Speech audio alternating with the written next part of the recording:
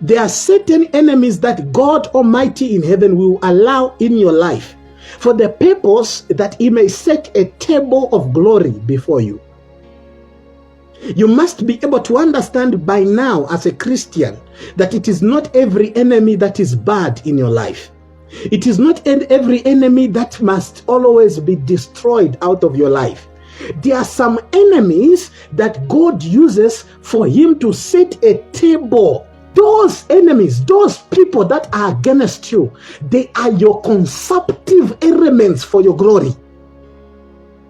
Those enemies that are around you, those enemies that are fighting you, they are elements for your consumption, for your future testimony. They are elements for your future testimony. They are elements for your future glory. Without those enemies, God cannot set a table for you.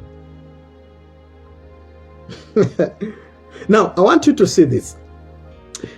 He fought battles. When the disciples were left, they fought battles. When Paul came, he fought battles. The prophets of old, Jeremiah, all the prophets of old, Elijah, Elisha, Moses, they fought battles. Christianity, the journey to be a child of God, you must be able to understand that you will be surrounded by enemies. There will be a lot of enemies. Now, these enemies are all prepared and arranged in the realms of the Spirit and allowed to function by God so that your table of glory can be arranged, so that your table of honor can be arranged, so that your table of testimony can be arranged. You cannot testify without being tested. You cannot have victory without fighting. You cannot be declared a champion without being in a front. You need to understand that battles are part of Christianity, and in every battle you fight with your enemies, and your enemies are necessary for celebration. You cannot have celebration without your enemies.